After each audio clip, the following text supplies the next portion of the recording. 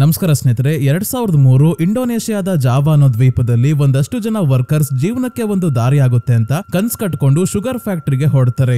ಮೊದಲು ಎಲ್ಲ ನಾರ್ಮಲ್ ಆಗೇ ಇರುತ್ತೆ, ಆದ್ರೆ ಒಂದಿನ ರಾತ್ರಿ ಶುಗರ್ ಫ್ಯಾಕ್ಟರಿಯಲ್ಲಿ ಕೆಲಸ ಮಾಡೋ ಹುಡುಗಿ ಯಾರನ್ನೋ ಹಿಂಬಾಲಿಸ್ಕೊಂಡು ವೇರ್ ಹೌಸ್ ಹತ್ರ ಹೋಗಿ ಬರ್ತಾಳೆ ಅಷ್ಟೇ. ಇದ್ದಕ್ಕಿದ್ದಂಗೆ ಒಂದಾದ್ಮೇಲೆ ಒಂದು ಭಯಾನಕ ಘಟನೆಗಳು ನಡೆಯೋಕೆ ಶುರು ಆಗುತ್ತೆ. ಕೆಲಸ ಮಾಡೋ ಜಾಗದಲ್ಲಿ ಅಪಘಾತಗಳಾಗ್ತಿರುತ್ತೆ. ಇದಷ್ಟೇ ಅಲ್ಲ, ಕೆಲಸದವರು ಕೂಡ ಪ್ರಾಣ ಕಳ್ಕೊಳ್ಳುವಂತ ಪರಿಸ್ಥಿತಿ ಕೂಡ ಬರುತ್ತೆ. ಈ ಜಾಗವನ್ನ ಅಪವಿತ್ರಗೊಳಿಸಿದೀರಾ ಅಂತ ಹೇಳಿ ಇರೋಬರೋ ಅಮಾನುಷ ಶಕ್ತಿಗಳೆಲ್ಲ ಕೋಪಗೊಂಡು ಮನುಷ್ಯರ ಬಲಿ ಕೇಳಿದಾಗ ಇವ್ರು ಏನ್ ಮಾಡ್ತಾರೆ, ಈ ಅಮಾನುಷ ಶಕ್ತಿಗಳು ಕೋಪಗೊಂಡಿದ್ದು ಯಾಕೆ, ಅಂತದ್ದೇನಾಯ್ತು ಅನ್ನೋದನ್ನ ರಿಯಲ್ ಸ್ಟೋರಿಯಿಂದ ಇನ್ಸ್ಪೈರ್ ಆಗಿ ಮಾಡಿರೋ ಫ್ಯಾಬ್ರಿಗುಲಾ ಅನ್ನೋ ಇಂಡೋನೇಷಿಯನ್ ಹಾರರ್ ಮೂವಿಯ ಸ್ಟೋರಿಯಲ್ಲಿ ನೋಡೋಣ. ಈ ರಿಯಲ್ ಸ್ಟೋರಿಯನ್ನ ಬರ್ದಿರೋದು ಸಿಂಪಲ್ ಮ್ಯಾನ್ ಅವರು. ಸಿಂಪಲ್ ಮ್ಯಾನ್ ಅವರು ತಮ್ಮ ಸೋಷಿಯಲ್ ಮೀಡಿಯಾ ಅಕೌಂಟ್ಸ್ ಅಲ್ಲಿ ಹಾರರ್ ಸ್ಟೋರೀಸ್ ನ ಅಪ್ಲೋಡ್ ಮಾಡ್ತಾರೆ. ಇಂಡೋನೇಷಿಯಾ ಅಲ್ಲಿ ಇರೋ ಸಣ್ಣ ಪುಟ್ಟ ಹಳ್ಳಿಗಳಿಗೆ ಹೋಗಿ ಅಲ್ಲಿನ ಆಚರಣೆಗಳ ಬಗ್ಗೆ, ನಂಬಿಕೆಗಳ ಬಗ್ಗೆ ಎಲ್ಲ ತಿಳ್ಕೊಂಡು ಸ್ಟೋರಿ ಬರೀತಾರೆ. ಇವರ ರಿಯಲ್ ಫೋಟೋ, ರಿಯಲ್ ಹೆಸರು ಏನು ಕೂಡ ಗೊತ್ತಿಲ್ಲ, ಆದ್ರೆ ಇವರ ತುಂಬಾನೇ ಕಥೆಗಳನ್ನ ಮೂವಿಯಾಗಿ ಮಾಡಿದ್ದಾರೆ. ಅದರಲ್ಲಿ ಈ ಮೂವಿ ಕೂಡ ಒಂದು. ಸ್ಟೋರಿ ತುಂಬಾನೇ ಇಂಟ್ರೆಸ್ಟಿಂಗ್ ಆಗಿದೆ ಸ್ನೇಹಿತರೆ. ವಿಡಿಯೋನ ಮಿಸ್ ಮಾಡದೆ ಕೊನೆವರೆಗೂ ನೋಡಿ. ಅದಕ್ಕಿಂತ ಮುಂಚೆ ಚಾನಲ್ಗೆ ನೀವೇನು ಸಬ್ಸ್ಕ್ರೈಬ್ ಆಗಿಲ್ಲ ಅಂದ್ರೆ ದಯವಿಟ್ಟು ಸಬ್ಸ್ಕ್ರೈಬ್ ಆಗಿ, ಮತ್ತೆ ನೋಟಿಫಿಕೇಶನ್ ಬೆಲ್ ಐಕನ್ ಆನ್ ಮಾಡೋದ್ರ ಜೊತೆಗೆ ಹೈಪ್ ಕೂಡ ಮಾಡಿ ಸ್ನೇಹಿತರೆ.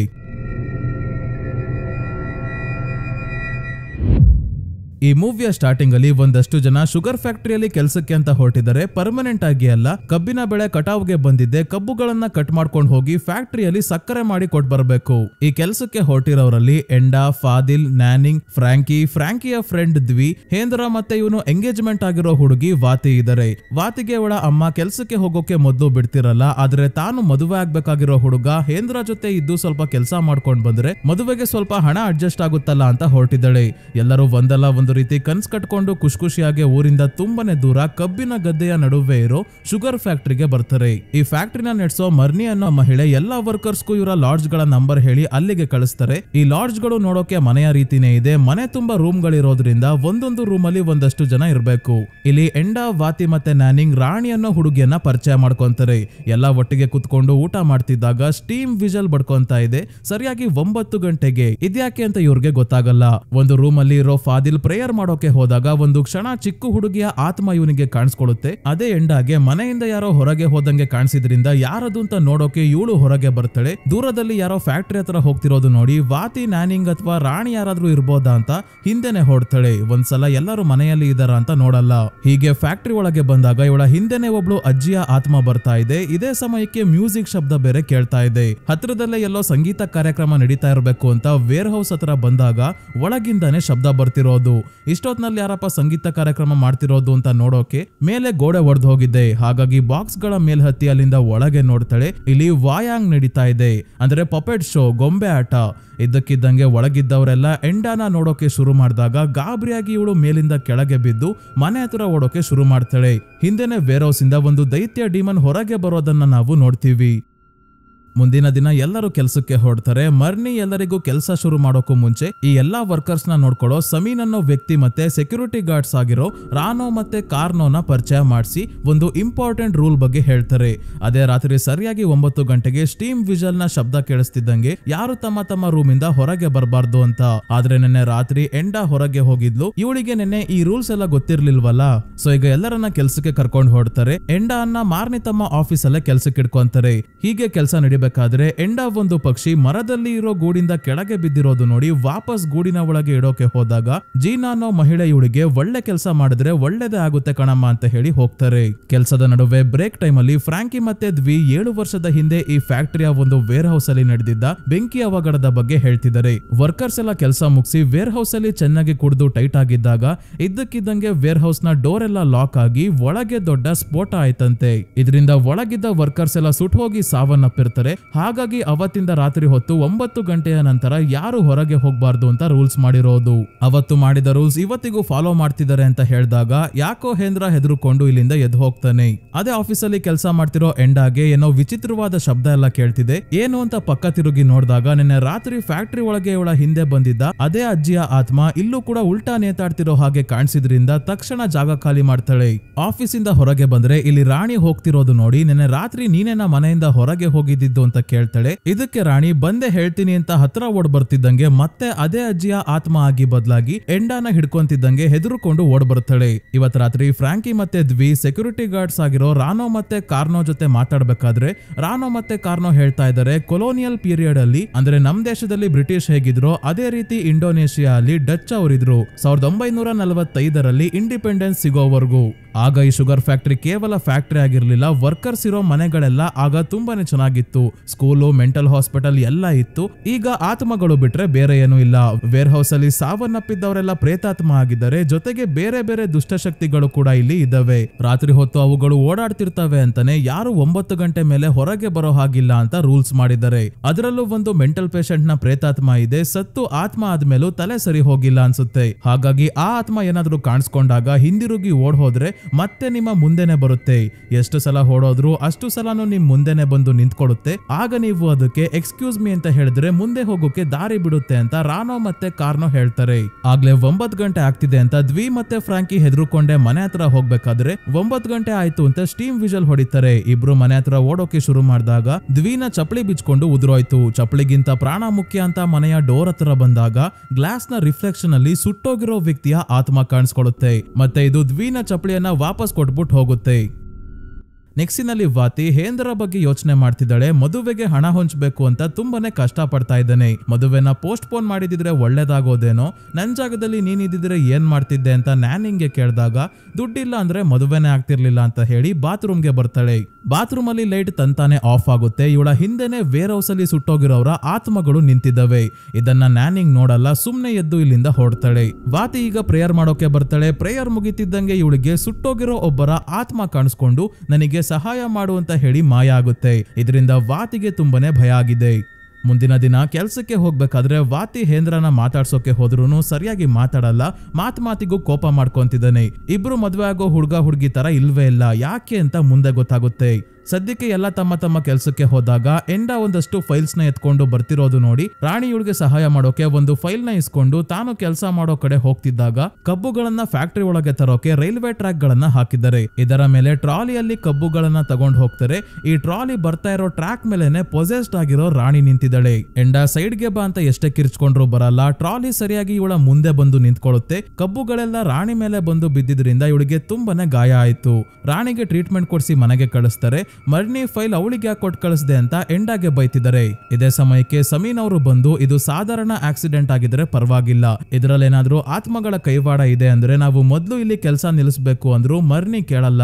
ಎಲ್ಲ ಸರಿಯಾಗಿ ನಡೀತಾ ಇದೆ ಅಂತ ಮೇಲಿನವ್ರಿಗೆ ಹೇಳಿದೀನಿ, ಈಗ ಕೆಲಸ ನಿಲ್ಸಿದ್ರೆ ಲಾಸ್ ಆಗುತ್ತೆ ಅಂದಾಗ ಸಮೀನ್ ಜೀನಾನ ಭೇಟಿ ಆಗ್ತಾರೆ. ಅದೇ ಎಂಡಾ ಪಕ್ಷಿನ ಗೂಡಿಗೆ ಬಿಡೋಕೆ ಹೋದಾಗ ಒಳ್ಳೆ ಕೆಲಸ ಮಾಡ್ತಿದ್ಯಾ, ಒಳ್ಳೇದಾಗುತ್ತೆ ಅಂದ್ರಲ್ಲ ಅವರು. ಈಗ ನಮ್ಗೆ ಗೊತ್ತಾಗುತ್ತೆ ಜೀನಾ ಶಮನ್ ಆಗಿದ್ದಾರೆ. ಹಾಗಾಗಿ ಒಂದು ಆಚರಣೆಯನ್ನ ಮಾಡಿ ಆತ್ಮಗಳ ಕಾಟ ಇದೆಯೋ ಇಲ್ವೋ ಅಂತ ಚೆಕ್ ಮಾಡೋಕೆ ತೆಂಗಿನಕಾಯಿಗಳನ್ನ ಹೊಡೆದಾಗ ಒಳಗಿಂದ ಕಪ್ಪು ನೀರು ಬರ್ತಾ ಇದೆ, ಜೊತೆಗೆ ಜರಿಗಳಿದಾವೆ. ಇದರಿಂದ ಇವರಿಗೆ ಗೊತ್ತಾಯ್ತು ಇಲ್ಲಿರೋ ಆತ್ಮಗಳು ಕೋಪಗೊಂಡಿದ್ದಾವೆ. ಏನಕ್ಕೆ ಅಂತ ಗೊತ್ತಿಲ್ಲ. ಅವುಗಳನ್ನ ಶಾಂತಗೊಳಿಸೋಕೆ ಏನಾದ್ರೂ ಅರ್ಪಿಸ್ಬೇಕು, ಆಮೇಲೆ ಒಂದು ಆಚರಣೆ ಮಾಡೋಣ ಅಂತ ಹೇಳ್ತಾರೆ ಜೀನಾ. ಎಂಡಾ ಫಾದಿಲ್ ಹತ್ರ ಬಂದು ಇಲ್ಲಿಗೆ ಬಂದಾಗ್ಲಿಂದ ಏನೆಲ್ಲ ಆಗ್ತಿದ್ಯೋ, ಏನೆಲ್ಲ ಕಾಣಿಸ್ಕೊಂತಾ ಇದೆಯೋ ಎಲ್ಲಾ ವಿಷಯವನ್ನ ಹೇಳಿದಾಗ ಇವನಿಗೂ ಕೂಡ ಈ ರೀತಿ ಒಂದೆರಡು ಬಾರಿ ಅನುಭವಗಳಾಗಿತ್ತಲ್ಲ. ಒಬ್ಳು ಚಿಕ್ಕ ಹುಡುಗಿಯ ಆತ್ಮ ಇವನಿಗೆ ಕಾಣಿಸ್ಕೊಂಡಿತ್ತು, ಒಬ್ಳು ಅಜ್ಜಿಯ ಆತ್ಮ ಎಂಡಾಗೆ ಕಾಣಿಸ್ಕೊಂತಿದೆ. ಇಬ್ರು ಮೋಸ್ಟ್ಲಿ ತುಂಬಾನೇ ವರ್ಷಗಳ ಹಿಂದೆನೆ ಸಾವನ್ನಪ್ಪಿರೋದು. ಯಾಕಂದ್ರೆ ಅವರು ನೋಡೋಕೆ ಇಂಡೋನೇಷಿಯಾದವರ ತರ ಇಲ್ಲ, ಡಚ್ ಅವರ ತರ ಇದ್ದಾರೆ. ಫಾದಿಲ್ ಎಂಡಾಗೆ ಸಮಾಧಾನ ಮಾಡಿ ಹುಷಾರಾಗಿರು, ಏನಾದ್ರೂ ಮಾಡೋಣ ಅಂತ ಹೇಳಿ ಕಳಿಸ್ತಾನೆ. ಅದೇ ಜೀನಾ ಮತ್ತೆ ಸಮೀನ್ ವೇರ್ ಹೌಸ್ ಒಳಗೆ 2 ಎತ್ತುಗಳನ್ನ ಕಟ್ ಹಾಕಿ ಒಂದು ರಿಚುವಲ್ ಮಾಡಿ ಹೇಳ್ತಾರೆ, ಇಲ್ಲಿನ ಜನರಿಗೆ ತೊಂದರೆ ಕೊಡಬೇಡಿ, ಈ ಎತ್ತುಗಳನ್ನ ನಿಮಗೆ ಅರ್ಪಿಸಿದೀವಿ, ಸ್ವೀಕರಿಸಿ ಅಂತ ಹೇಳಿ ಡೋರ್ ಕ್ಲೋಸ್ ಮಾಡ್ಕೊಂಡು ಬರ್ತಾರೆ. ರಾತ್ರಿ ಎಂಡಾ ಕೆಲಸ ಮುಗಿಸ್ಕೊಂಡು ಮನೆಗೆ ಬಂದಾಗ ರೂಮ್ ಅಲ್ಲಿ ರಾಣಿ ಇರೋದನ್ನ ನೋಡ್ತಾಳೆ. ಇವಳಿಗೆ ಗೊತ್ತಿಲ್ಲ ರಾಣಿನ ಮನೆಗೆ ಕಳ್ಸಿದ್ದಾರೆ ಅಂತ. ಹಾಗಾಗಿ ರಾಣಿಗೆ ನನ್ನಿಂದ ಇದೆಲ್ಲ ಆಗಿದ್ದು ಅಂತ ಕ್ಷಮೆ ಕೇಳ್ತಿದ್ದಾಗ ಕನ್ನಡಿಯಲ್ಲಿ ರಾಣಿಯ ಜಾಗದಲ್ಲಿ ಆ ಅಜ್ಜಿ ಕಾಣಿಸ್ತಾ ಇದ್ದಾಳೆ. ರಾಣಿನ ನೋಡಿ ಮತ್ತೆ ಕನ್ನಡಿಯ ಕಡೆ ತಿರುಗ್ತಿದ್ದಂಗೆ ಆ ಅಜ್ಜಿ ಎಂಡಾ ಮೇಲೆ ದಾಳಿ ಮಾಡ್ತಾಳೆ. ಇವಳು ಕಿರ್ಚಾಡೋಕೆ ಶುರು ಮಾಡಿದಾಗ ನ್ಯಾನಿಂಗ್ ಮತ್ತೆ ವಾತಿ ಬಂದು ಇವಳಿಗೆ ಸಮಾಧಾನ ಮಾಡಿ ಕರ್ಕೊಂಡು ಹೋಗ್ತಾರೆ. ಇನ್ನೇನ್ 9 ಗಂಟೆ ಆಗ್ತಿದೆ. ಫಾದಿಲ್, ಹೇಂದ್ರ, ದ್ವಿ ಮತ್ತೆ ಫ್ರಾಂಕಿಗೆ ಊಟ ಕೊಟ್ಟು ಬರೋಕೆ ಅಂತ ನ್ಯಾನಿಂಗ್ ಬಂದಿದ್ದಾಳೆ. ಊಟ ಕೊಟ್ಟು ವಾಪಸ್ ಬರೋ ಅಷ್ಟರಲ್ಲಿ 9 ಗಂಟೆ ಆಯ್ತು. ಇವಳಿಗೆ ವಿಚಿತ್ರವಾದ ಶಬ್ದ ಎಲ್ಲ ಕೇಳಿಸ್ತಾ ಇರೋದ್ರಿಂದ ಹೆದರುಕೊಂಡು ಮನೆ ಒಳಗೆ ಓಡ್ ಹೋಗೋದನ್ನ ಸುಟ್ಟೋಗಿರೋ ಜನರ ಆತ್ಮಗಳು ನಿಂತ್ಕೊಂಡು ನೋಡ್ತಾ ಇದ್ದಾವೆ. ಮುಂದಿನ ದಿನ ಬೆಳಗ್ಗೆ ಜೀನಾ ಮತ್ತೆ ಸಮೀನ್ ಇಬ್ರು ವೇರ್ ಹೌಸ್ಗೆ ಬಂದು ನೋಡಿದ್ರೆ ಇಲ್ಲಿ ಎತ್ತುಗಳು ಹಾಗೆ ಇದ್ದಾವೆ, ಆತ್ಮಗಳು ಏನು ಮಾಡೇ ಇಲ್ಲ. ಆದ್ರೆ ಆತ್ಮಗಳಿಗಿಂತ ಕ್ರೂರಿ ಮನುಷ್ಯರೇ ಇದಾರಲ್ಲ, ಇವರೇ ಎತ್ತುಗಳನ್ನ ಬಲಿ ಕೊಟ್ಟು ಒಂದು ಆಚರಣೆಯನ್ನ ಮಾಡ್ತಾರೆ. ಇದರಿಂದನೂ ಏನೂ ಆಗಲ್ಲ. ರಾತ್ರಿ ರಾನೋ ಮತ್ತೆ ಕಾರ್ನೋ ಬಾವಿ ಹತ್ರ ಯಾರೋ ಶಬ್ದ ಮಾಡ್ತಿರೋದನ್ನ ನೋಡಿ ಹೆದರ್ಕೊಂಡು ಓಡ್ ಹೋಗ್ತಾರೆ. ಅದೇ ಫಾದಿಲ್ ಮಲಗಿದ್ದಾಗ ಇದ್ದಕ್ಕಿದ್ದಂಗೆ ಇವನ ಮುಖದ ಮೇಲೆ ರಕ್ತ ಸೋರ್ತಿರೋದ್ರಿಂದ ಎಚ್ಚರಿಕೆ ಆಯ್ತು. ಕಣ್ಬಿಟ್ಟು ನೋಡಿದ್ರೆ ಇವನ ಮುಂದೆನೆ ತಲೆ ಕಟ್ಟಾಗಿರೋ ಮಹಿಳೆಯ ಪ್ರೇತಾತ್ಮ ನಿಂತಿದೆ. ಇವನ ಪಕ್ಕದಲ್ಲಿ ಅವಳ ಕಟ್ಟಾಗಿರೋ ತಲೆ ಇದೆ. ಮುಂದಿನ ದಿನ ರಾನೋ ಮತ್ತೆ ಕಾರ್ನೋ ಜೀನಾ ಮತ್ತೆ ಸಮೀನ್ ಅವ್ರನ್ನ ಬಾವಿ ಹತ್ರ ಕರ್ಕೊಂಡ್ ಬಂದಾಗ ಒಳಗೆ ಒಬ್ಬ ವರ್ಕರ್ನ ತುಂಬಾನೇ ಭಯಾನಕವಾಗಿ ಸಾಯಿಸಿದವೆ ಆತ್ಮಗಳು. ತಲೆಯನ್ನ ಹಿಂದಕ್ಕೆ ಟ್ವಿಸ್ಟ್ ಮಾಡಿ ಸಾಯಿಸಿದವೆ. ಇದನ್ನ ಫಾದಿಲ್ ಕೂಡ ನೋಡ್ಬೇಕಾದ್ರೆ ಇವನ ಬಳಿ ಸಮೀನ್ ಬರ್ತಾರೆ. ಇವ್ರಿಗೆ ಫಾದಿಲ್ ನ ನೋಡ್ತಿದ್ದಂಗೆ ಗೊತ್ತಾಯ್ತು ಇವನಿಗೆ ಆತ್ಮಗಳು ಕಾಣುತ್ತೆ ಅಂತ. ಅದಕ್ಕೆ ನೀನು ಈ ಜಾಗದಲ್ಲಿ ಖಂಡಿತ ಏನೋ ನೋಡಿದ್ಯಾ ಅಂತ ಗೊತ್ತು, ಏನ್ ವಿಷಯ ಹೇಳು ಅಂದಾಗ ತನಿಗೆ ಆತ್ಮಗಳು ಕಾಣಿಸ್ತಿರೋ ವಿಷಯ ಹೇಳ್ತಾನೆ. ಮತ್ತೆ ಎಂಡಾಗೂ ಕೂಡ ಕಾಣಿಸ್ತಿದ್ದಾವೆ ಅಂತ ಇವರ ಬಳಿ ಎಂಡಾನ ಕರ್ಕೊಂಡ್ ಬರ್ತಾನೆ. ಎಂಡ ಅವತ್ ರಾತ್ರಿ 9 ಗಂಟೆ ಮೇಲೆ ಹೊರಗೆ ಹೋಗಿದ್ದು ವಾಯಾಂಗ್ ಶೋನ ನೋಡಿದ್ದು ಎಲ್ಲ ಹೇಳ್ದಾಗ ಅವು ಆತ್ಮಗಳಾಗಿದ್ವು. ಅವರನ್ನ ನೋಡಬಾರ್ದು ಅಂತಾನೆ 9 ಗಂಟೆ ಮೇಲೆ ಯಾರು ಹೊರಗೆ ಹೋಗದೆ ಇರೋ ಹಾಗೆ ರೂಲ್ಸ್ ಮಾಡಿರೋದು. ನೀನು 9 ಗಂಟೆ ಮೇಲೆ ಹೊರಗೆ ಹೋದೆ ಅಂತ ಆತ್ಮಗಳು ಕೋಪಗೊಂಡಿಲ್ಲ. ಇನ್ನ ದೊಡ್ಡ ತಪ್ಪು ಯಾರೋ ಮಾಡಿದ್ದಾರೆ ಅಂತ ಜೀನಾ ಹೇಳಿದಾಗ ಫಾದಿಲ್ ತಾನು ಕನ್ಸಲ್ಲಿ ನೋಡಿದ ಒಂದು ವಿಷಯದ ಬಗ್ಗೆ ಹೇಳ್ತಾನೆ. ಯಾರೋ ಇಬ್ಬರು ಪಶ್ಚಿಮ ದಿಕ್ಕಿನಲ್ಲಿ ಇರೋ ವೇರ್ ಹೌಸ್ ಕಡೆ ಹೋಗೋ ಹಾಗೆ ಕಾಣಿಸಿತ್ತು ಅಂತ. ಎಂಡ ಹೋಗಿದ್ದು ಬೇರೆ ವೇರ್ ಹೌಸ್ಗೆ, ಅದೇ ಆ ಇಬ್ಬರು ಹೋಗಿದ್ದು ಪಶ್ಚಿಮ ದಿಕ್ಕಿನಲ್ಲಿ ಇರೋ ವೇರ್ ಹೌಸ್ಗೆ. ಆ ವೇರ್ ಹೌಸ್ ಅಲ್ಲೇ ಬೆಂಕಿ ಹತ್ಕೊಂಡು ವರ್ಕರ್ಸ್ ಎಲ್ಲ ಸುಟ್ಟು ಹೋಗಿ ಸಾವನ್ನಪ್ಪಿದ್ದು. ಅಲ್ಲಿಗೆ ಯಾರು ಹೋಗೋ ಹಾಗಿಲ್ಲ, ಡೋರ್ಗೆ ಚೈನ್ ಹಾಕಿದ್ದಾರೆ. ಏನಾಗಿದೆ ಅಂತ ತಿಳ್ಕೊಳ್ಳೋಕೆ ಜೀನಾ ಒಂದು ಆಚರಣೆಯನ್ನ ಮಾಡಿ ಆತ್ಮಗಳಿಗೇನೆ ಪ್ರಶ್ನೆ ಕೇಳೋಕೆ ನೋಡ್ತಿದ್ದಾರೆ. ಈಗ ಸಮೀನ್ ಅವ್ರನ್ನ ಒಂದು ಡೀಮನ್ ಪೊಸೆಸ್ ಮಾಡ್ಕೊಳ್ಳುತ್ತೆ. ಅಂದ್ರೆ ಇಸ್ಲಾಂ ಧರ್ಮದ ಪ್ರಕಾರ ಜಿನ್ ಪೊಸೆಸ್ ಮಾಡ್ಕೊಂಡಿದೆ. ಇವರ ದೇಹದಲ್ಲಿ ಇರೋ ಜಿನ್ ಹೇಳುತ್ತೆ, ಈ ಜಾಗದಲ್ಲಿ ಮನುಷ್ಯರು ಮತ್ತೆ ಜಿನ್ಗಳು ಜೊತೆಯಲ್ಲೇ ವಾಸವಾಗಿದ್ದಾರೆ. ನಾವೆಲ್ಲರೂ ಒಬ್ರಿಗೊಬ್ರು ತೊಂದರೆ ಕೊಡ್ದಂಗೆ ಶಾಂತಿಯನ್ನ ಕಾಪಾಡ್ಕೊಂಡು ಬದುಕ್ತೀವಿ ಅಂತ ಶಪಥ ಮಾಡಿದ್ವಿ. ಆದ್ರೆ ಯಾರೇ ಈ ಶಪಥವನ್ನ ಮುರಿದ್ರು ಅವರು ಸಾಯ್ಲೇಬೇಕು ಅಂತ ಹೇಳಿ ಕುದುರೆಯ ರೀತಿ ಇರೋ ಚಿತ್ರವನ್ನ ಹಿಡ್ಕೊಂಡು ಡ್ಯಾನ್ಸ್ ಮಾಡೋಕೆ ಶುರು ಮಾಡುತ್ತೆ. ಇಲ್ಲೇ ಕೆಂಡ ಮತ್ತೆ ಗಾಜಿನ ಪೀಸ್ ಗಳನ್ನ ಹಾಕಿದರೆ ಗಾಜಿನ ಮೇಲೆ ಡ್ಯಾನ್ಸ್ ಮಾಡ್ತಿದ್ರು. ಸಮೀನ್ಗೆ ಏನು ಆಗಲ್ಲ. ಡ್ಯಾನ್ಸ್ ಮಾಡೋದಿರ್ಲಿ, ಗ್ಲಾಸ್ ನ ತಿನ್ನೋಕೆ ಶುರು ಮಾಡಿ ನಂತರ ಇಲ್ಲಿಂದ ಪ್ರಾಣಿಯ ರೀತಿ ವೇರ್ ಹೌಸ್ ಹತ್ರ ಓಡ್ ಹೋಗ್ತಾರೆ. ಎಲ್ಲರೂ ವೇರ್ ಹೌಸ್ ನ ಡೋರ್ ಓಪನ್ ಮಾಡ್ಕೊಂಡು ಒಳಗೆ ಬಂದಾಗ ನೋಡ್ತಾರೆ ಪೊಸೆಸ್ಡ್ ಆಗಿರೋ ಸಮೀನ್ ಒಂದು ಸ್ಟ್ಯಾಚು ಮುಂದೆ ತಲೆ ಬಾಗಿ ಕೂತಿದ್ದಾಗ ಇವರ ದೇಹದಿಂದ ಜಿನ್ನ ಹೊರಗೆ ತೆಗಿತಾರೆ ಜೀನಾ. ಕ್ಷಣದಲ್ಲಿ ಆ ಸ್ಟ್ಯಾಚು ಕೂಡ ಮಾಯ ಆಗಿದೆ. ಜೀನಾ ಹೇಳ್ತಾರೆ, ಈ ಜಾಗದಲ್ಲಿ ಡಚ್ ಅವರು ಇದ್ದಾಗ ಒಂದಲ್ಲ ಒಂದು ಆಕ್ಸಿಡೆಂಟ್ ನಡೀತಾ ಇತ್ತು ಅಂತ.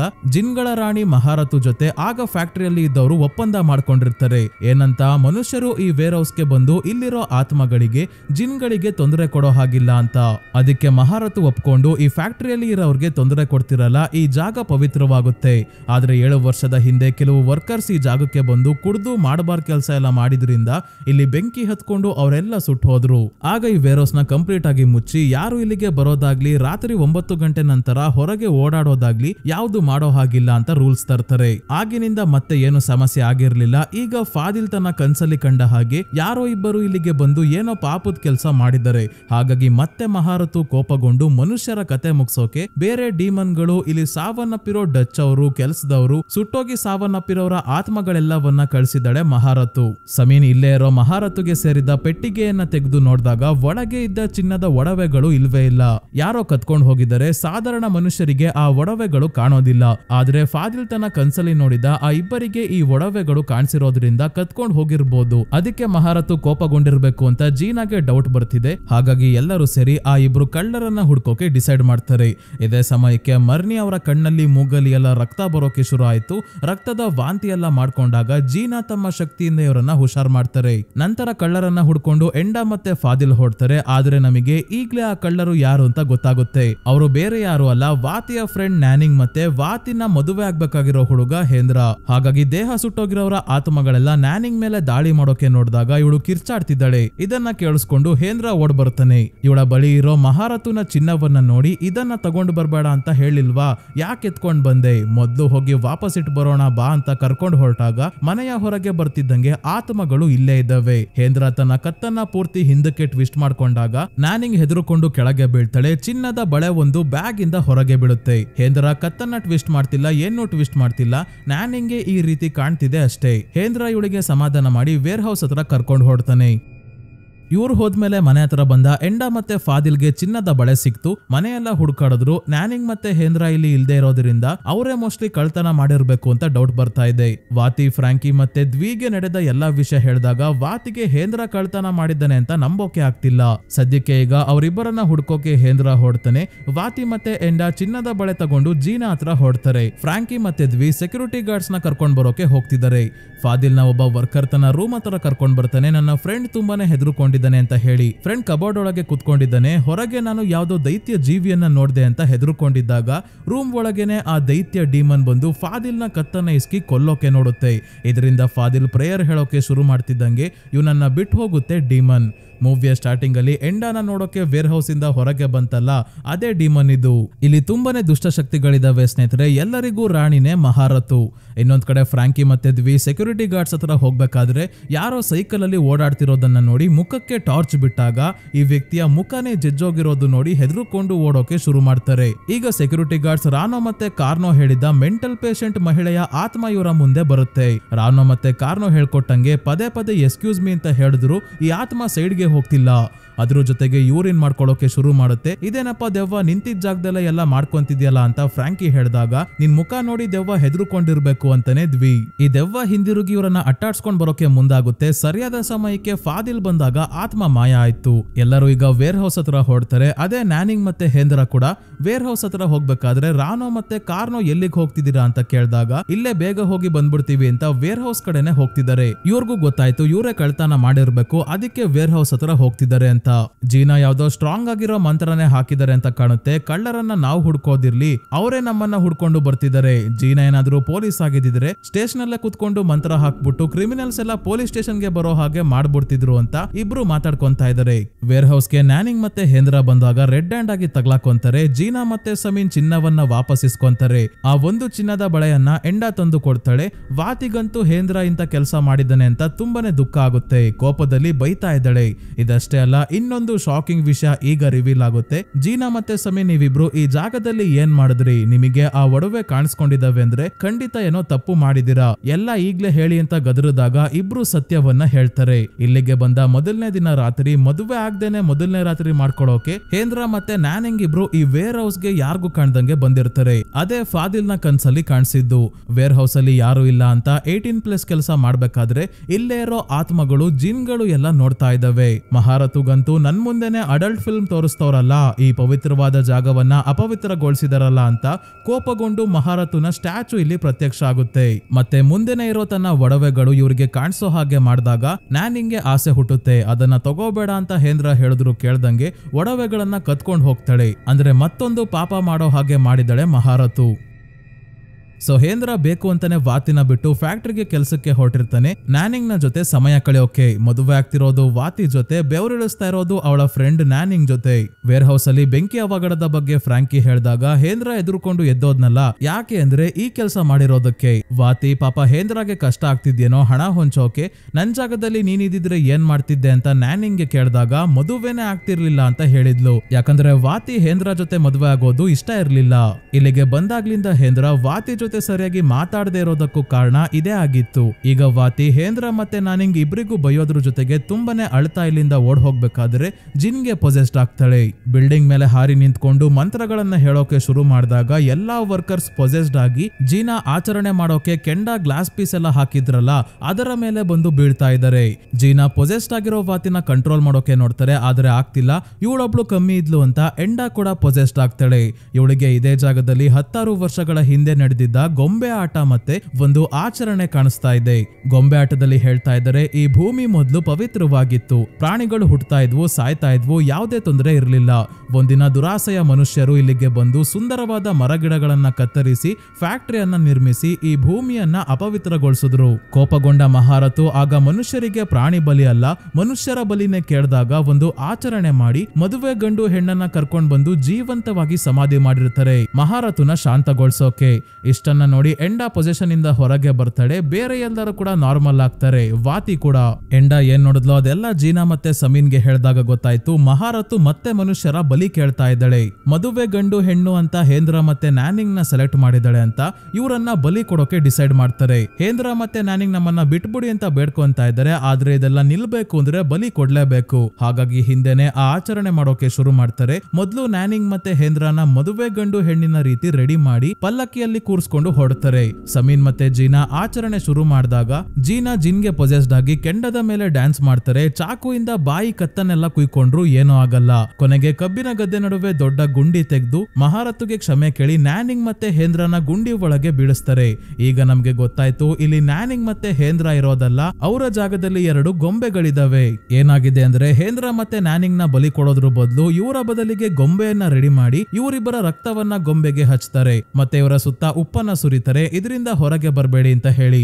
ಯಾಕಂದ್ರೆ ಆತ್ಮಗಳಿಗೆ ಇವರು ಕಾಣೋದಿಲ್ಲ. ಉಪ್ಪಿನ ಸರ್ಕಲ್ ಒಳಗೆ ಇದ್ರೆ ಇವರು ಬುದ್ಧಿವಂತರು ಅಂದ್ರೆ ಮಹಾರತು ಮಹಾ ಬುದ್ಧಿವಂತೆ. ಅದೃಶ್ಯವಾಗಿರೋ ಮಹಾರತು ಯಾಕೋ ಸರ್ಕಲ್ ಬಿಡಿಸಿದಾರಲ್ಲ ಅಂತ ಅಳಿಸಿದಾಗ ಒಳಗಿರೋ ಹೇಂದ್ರ ಮತ್ತೆ ನ್ಯಾನಿಂಗ್ ಕಾಣಿಸ್ತಿದ್ದಂಗೆ ರೂಮ್ ನ ಡೋರ್ ಕ್ಲೋಸ್ ಮಾಡ್ಕೊಳ್ಳುತ್ತೆ. ಎಲ್ಲರೂ ಬಂದು ಬಾಗಿಲನ್ನ ಒಡೆದು ನೋಡಿದಾಗ ಸರ್ಕಲ್ ಒಳಗೆ ಗೊಂಬೆಗಳಿದಾವೆ. ನ್ಯಾನಿಂಗ್ ಮತ್ತೆ ಹೇಂದ್ರ ಇಲ್ಲ. ಗೊಂಬೆ ಇಲ್ಲಿದ್ದಾವೆ ಅಂದ್ರೆ ಗುಂಡಿ ಒಳಗೆ ಅವರಿಬ್ರು ಇರ್ಬೇಕು ಅಂತ ಎಲ್ಲರೂ ಗುಂಡಿ ಹತ್ರ ಬಂದು ಮಣ್ಣು ತೆಗಿತಾ ಇದ್ದಾರೆ. ಇಲ್ಲಿ ತನಗೆ ಯಾಮಾರ್ಸಿದ್ದಕ್ಕೆ ಮಹಾರತು ಜೀನಾ ಅವರನ್ನ ಪೊಸೆಸ್ ಮಾಡ್ಕೊಂಡು ಹೇಳ್ತಾಳೆ, ಕೊನೆಗೂ ನೀವು ಮನುಷ್ಯರು ನಿಮ್ ಬುದ್ಧಿ ತೋರ್ಸುದ್ರಿ ಅಲ್ವಾ, ನೀವು ಮಹಾರತುನ ಯಾಮಾರ್ಸಕ್ಕಾಗಲ್ಲ ಅಂತ ಹೇಳಿ ಇಲ್ಲಿಂದ ಹೋಗ್ತಾಳೆ. ಬೇರೆಯವರೆಲ್ಲ ಮಣ್ಣನ್ನ ತೆಗೆದ್ರು ಏನು ಪ್ರಯೋಜನ ಆಗಲ್ಲ. ಆಗ್ಲೇ ನ್ಯಾನಿಂಗ್ ಮತ್ತೆ ಹೇಂದ್ರ ಸಾವನ್ನಪ್ಪಿದರೆ. ತುಂಬಾನೇ ಕನಸುಗಳನ್ನ ಕಟ್ಕೊಂಡು ಇವರು ಇಲ್ಲಿಗೆ ಬಂದಿದ್ರು. ಈಗ ದುಃಖದಲ್ಲಿ ವಾಪಸ್ ಹೊರಡ್ತಾ ಇದ್ದಾರೆ. ಫ್ಯಾಕ್ಟ್ರಿನ ಸದ್ಯಕ್ಕೆ ಮುಚ್ಚಿ ಎಲ್ಲರನ್ನ ವಾಪಸ್ ಕಳಿಸ್ಬೇಕಾದ್ರೆ ಜೀನಾ ಮೊದ್ಲೇ ಎಂಡಾಗೆ ಹೇಳ್ದಂಗೆ ಒಳ್ಳೆ ಕೆಲಸ ಮಾಡಿದ್ರೆ ಒಳ್ಳೇದಾಗುತ್ತೆ, ಆದ್ರೆ ಕೆಟ್ಟ ಕೆಲಸ ಮಾಡಿದ್ರೆ ಶಿಕ್ಷೆ ತಪ್ಪಿದ್ದಲ್ಲ ಅಂತ ಹೇಳ್ತಾರೆ. ಎಲ್ಲರೂ ಟ್ರಕ್ ಅಲ್ಲಿ ಮನೆಗೆ ಹೋಗ್ಬೇಕಾದ್ರೆ ಫಾದಿಲ್ ನೋಡ್ತಾನೆ ಇನ್ನೂ ಆ ಅಜ್ಜಿಯ ಆತ್ಮ ಎಂಡಾಳ ಹಿಂದೆನೆ ಇದೆ. ಅಂದ್ರೆ ಇವಳ ಜೊತೆನೆ ಆ ಆತ್ಮ ಹೋಗುತ್ತಾ. ಇನ್ನೂ ಆತ್ಮಗಳ ಕಾಟ ತಪ್ಪಿಲ್ವೋ ಏನೋ ಗೊತ್ತಾಗಲ್ಲ. ಎಲ್ಲಾ ಇಂಡೋನೇಷಿಯನ್ ಮೂವೀಸ್ ಅಲ್ಲೂ ಹೀಗೆ ಕೊನೆಯಲ್ಲಿ ತಲೆಗೆ ಹುಳ ಬಿಟ್ಟೆ ಮುಗಿಸೋದು. ಆದ್ರೆ ರಿಯಲ್ ಆಗಿ ಇವರೆಲ್ಲರೂ ವಾಪಸ್ ಮನೆಗೆ ಹೋಗ್ತಾರೆ. ಯಾವುದೇ ಸಮಸ್ಯೆ ಆಗಲ್ಲ. ಆದ್ರೆ ಒಂದಂತೂ ಕನ್ಫರ್ಮ್ ಆಗುತ್ತೆ, ಶುಗರ್ ಫ್ಯಾಕ್ಟರಿಯಲ್ಲಿ ಇನ್ನೂ ಮಹಾರತು ಸುಮ್ನಾಗಿಲ್ಲ ಅಂತ ಕಾಣುತ್ತೆ. ಅದಕ್ಕೆ ಮತ್ತೆ ಜೀನಾ ಮತ್ತೆ ಸಮೀನ್ ಎತ್ತುಗಳನ್ನ ಅರ್ಪಿಸೋಕೆ ನೋಡ್ತಾರೆ. ಆದ್ರೆ ಇಲ್ಲ, ಆ ದೈತ್ಯ ಡೀಮನ್ ಬಂದು ಇವರಿಬ್ಬರನ್ನೇ ಬಲಿ ತಗೊಂಡ್ ಹೋಗುತ್ತೆ. ಮಹಾರತುಗೆನೆ ಯಾಮಾರ್ಸ್ತೀರಾ ಅಂತ. ನನ್ಗನ್ಸೋ ಪ್ರಕಾರ ಮಹಾರತು ಮನುಷ್ಯರು ಪದೇ ಪದೇ ತಪ್ಪು ಮಾಡ್ತಿರೋದ್ರಿಂದ ಈ ಜಾಗದಲ್ಲಿ ಮುಂದೆ ಯಾರನ್ನೂ ಬರೋಕೆ ಬಿಡಲ್ಲ ಅಂತ ಕಾಣುತ್ತೆ. ಮೂವಿ ಮುಗಿಬೇಕಾದ್ರೆ ರಿಯಲ್ ಶುಗರ್ ಫ್ಯಾಕ್ಟರಿಯ ಫೋಟೋ ಮತ್ತೆ ಅಲ್ಲಿ ಮಾಡೋ ಆಚರಣೆಗಳ ವಿಡಿಯೋ ಎಲ್ಲ ತೋರಿಸ್ತಾರೆ. ಸೊ ಸ್ನೇಹಿತರೆ, ಈ ಮೂವಿಯ ಸ್ಟೋರಿ ನಿಮ್ಗೆ ಹೇಗನ್ನಿಸ್ತು ಅಂತ ಕಮೆಂಟ್ ಮಾಡಿ ತಿಳಿಸಿ. ವಿಡಿಯೋ ಇಷ್ಟ ಆಗಿದ್ರೆ ಲೈಕ್ ಮಾಡಿ, ಚಾನಲ್ಗೆ ಸಬ್ಸ್ಕ್ರೈಬ್ ಆಗೋದ್ರ ಜೊತೆಗೆ ಹೈಪ್ ಕೂಡ ಮಾಡಿ ಸ್ನೇಹಿತರೆ. ಇದೇ ರೀತಿಯ ವಿಡಿಯೋವಿನೊಂದಿಗೆ ಮತ್ತೆ ನಿಮ್ಮನ್ನ ಭೇಟಿ ಆಗ್ತೀನಿ. ಧನ್ಯವಾದಗಳು.